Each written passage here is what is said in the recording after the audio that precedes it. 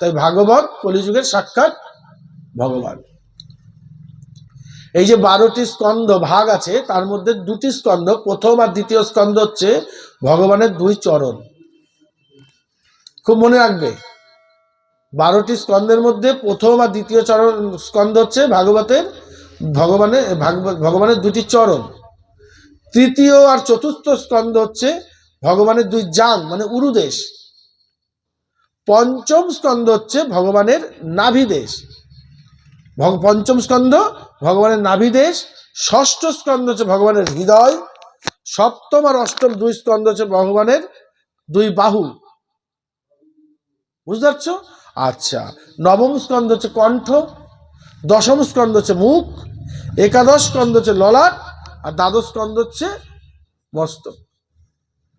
ভাগবতের ভাগটা কিভাবে বলা আছে?